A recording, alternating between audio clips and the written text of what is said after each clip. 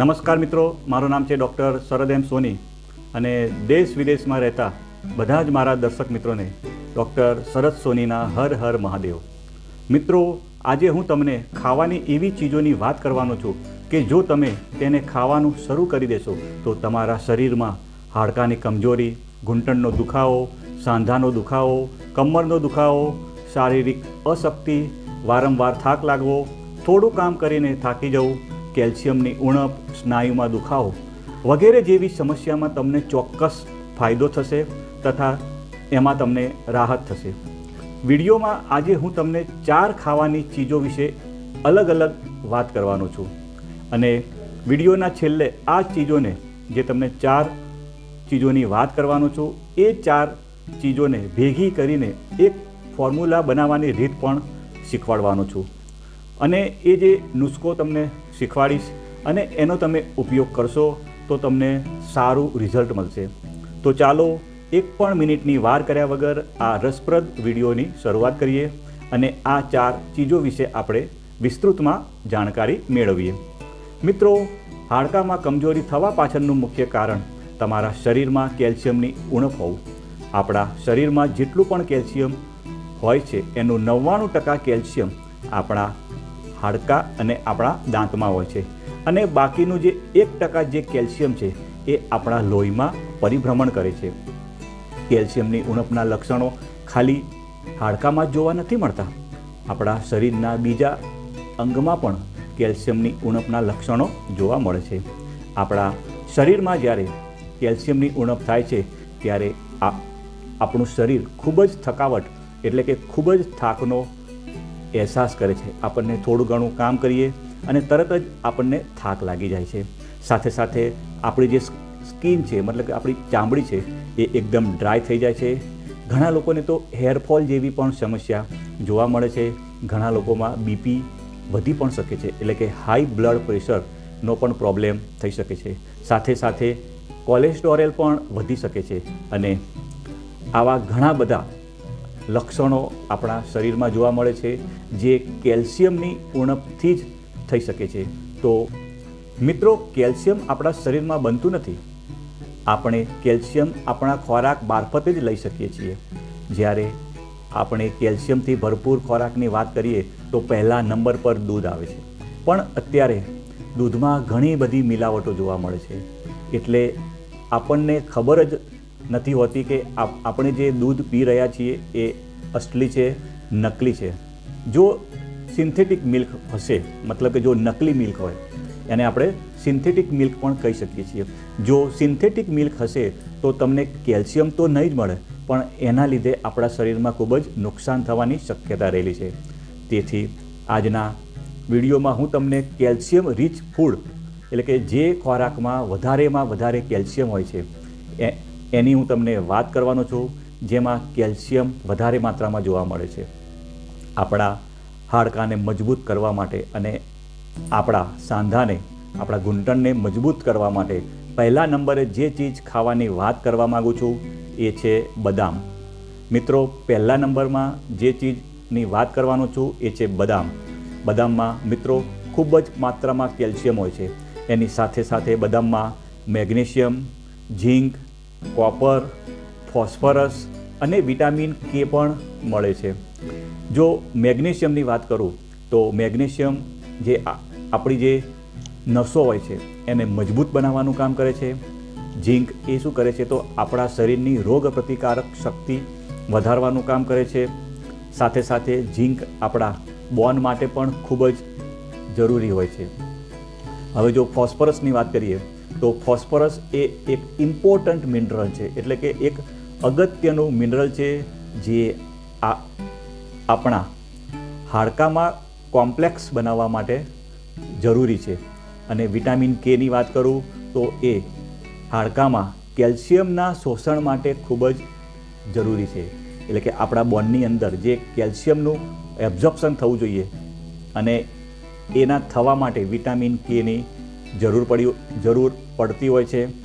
સાથે સાથે વાત કરું તો આપણે વાત કરીએ બદામની, તો બદામમાં તો કેલ્શિયમ તો છે જ, પણ એવા ઘણા બધા જે તત્વો છે એ આપણા શરીરને મળે છે.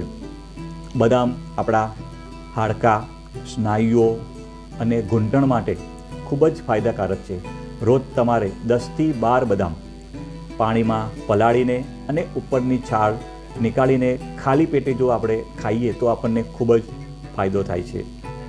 હું તમને બદામ સાથેનો એક નુસ્ખો પણ આપણે તૈયાર કરી શકો છો તમે. તો હું તમને એ જે નુસ્ખાની વાત કરું છું એ તમને વિડીયોમાં છેલ્લે બતાવવાનો છું.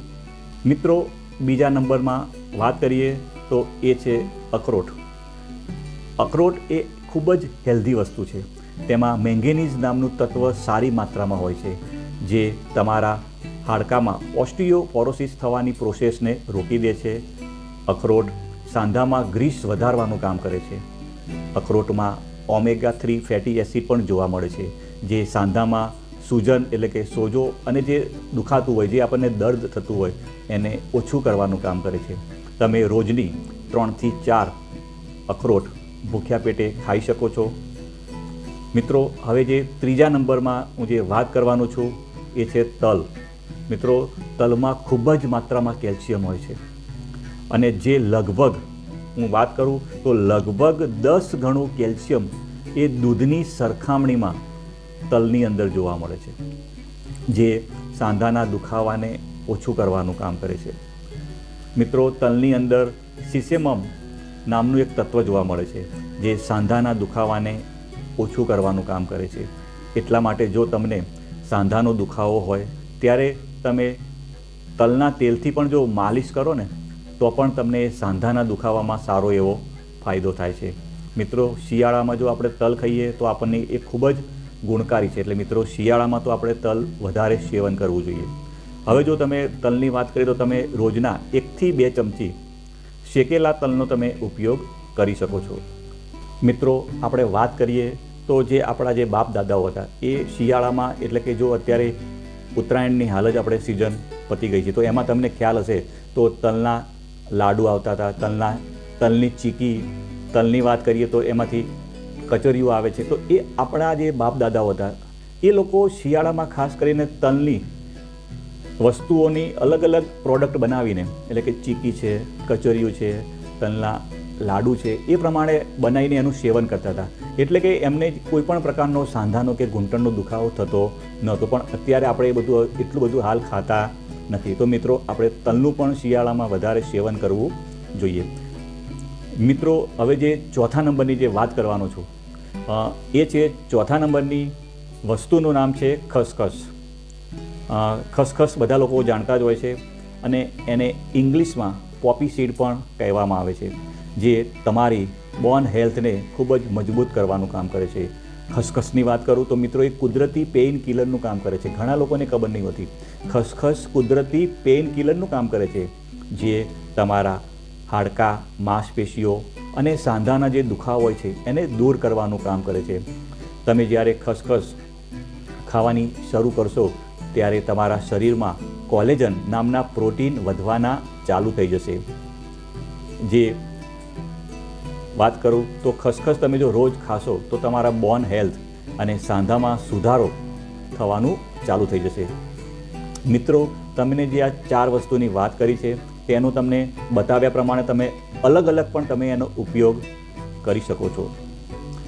અથવા જો તમારે અલગ અલગ ઉપયોગ ના તમારે કરવો હોય તો હું તમને આજે એક નુસ્ખોની વાત કરવાનું છું, જે મેં તમને વિડીયોના શરૂઆતમાં વાત કરી હતી કે હું તમને આ 4 વસ્તુઓનો ભેગો કરી અને આપણે એક ફોર્મ્યુલા બનાવવાની છે.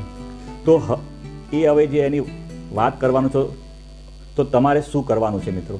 તો તમારે બદામ, અખરોટ અને તલ ત્રણેયને 100 ગ્રામ લેવાના છે. મિત્રો, વાત ધ્યાનથી સાંભળજો. બદામ, અખરોટ અને તલ દરેક 100 ગ્રામ 100 ગ્રામ 100 ગ્રામ ત્રણે વસ્તુ 100 ગ્રામ લેવાની છે. 100 ગ્રામ બદામ લેવાના છે, 100 ગ્રામ અખરોટ લેવાની છે અને 100 ગ્રામ તલ લેવાના છે અને 50 ગ્રામ તમારે ખસખસ લેવાની છે. ખસખસનું મિત્રો પ્રમાણ અડધું લેવાનું છે. તમે જો 100 ગ્રામ આ ત્રણે લેશો વસ્તુ તો તમારે ખસખસ લેવાની છે 50 ગ્રામ. તમારે બધી જે 4 વસ્તુ છે એને તમારે મિક્સરમાં ક્રશ કરી દેવાની છે અને જે પાવડર તૈયાર થાય એ પાવડરને તમારે કાચની એર ટાઈટ બરણી હોય એમાં તમારે પાવડરને એમાં મૂકી દેવાનો છે એર ટાઈટ બરણીમાં. પછી તમારે એનો ઉપયોગ કેવી રીતે કરવાનો છે એ ધ્યાનથી સાંભળજો. મિત્રો, તમારે 1 ગ્લાસ જેટલું દૂધ લેવાનું છે. એની અંદર 1 ચમચી જે આપણે પાવડર બનાવ્યો એ પાવડર 1 ચમચી તમારે દૂધના ગ્લાસમાં નાખવાનું છે. અને પછી જે આ ગ્લાસનું દૂધ હતું એને તમારે ગરમ કરવાનું છે. તો કેટલું ગરમ કરવાનું છે? તો મિત્રો, તમારે ઓછામાં ઓછા એના 3 થી 4 ઉભરા લાવવાના છે. 3 થી 4 ઉભરા લાવી અને પછી તમારે રાત્રે સૂતી વખતે, જ્યારે તમે રાત્રે સૂઈ જાઓ ની તૈયારી કરતા હોય ત્યારે રાત્રે સૂતી વખતે જ આ તમારે 4 વસ્તુઓ જે આપણે ભેગો કરીને જે પાવડર બનાવ્યો હતો એવું દૂધ તમારે રાત્રે પીવાનું છે. આવું તમે જો કાયમી પીશો તો તમને જે કમરનો દુખાવો થતો હોય, સાંધાનો દુખાવો થતો હોય, ઘૂંટણનો દુખાવો થતો હોય અને ઘણા લોકોને મસલનો હાડકાનો દુખાવો થતો હોય, ઘણા લોકોને વારંવાર થાક લાગતો હોય, થોડું કામ કરે અને થાકી જતા હોય, તો આ બધા જે મેં તમને આગળ પ્રોબ્લેમની વાત કરી હતી એ પ્રોબ્લેમમાં ઘણી બધો તમને ફાયદો થશે. તો મિત્રો, તમને મારો વિડીયો સારો લાગ્યો હોય તો લાઈક કરજો, શેર કરજો અને જો તમે મારી ચેનલ ઉપર નવા હોવ તો આ ચેનલને સબસ્ક્રાઈબ કરજો. ફરીથી આવા નવા ટોપિક સાથે આપણે મળીશું.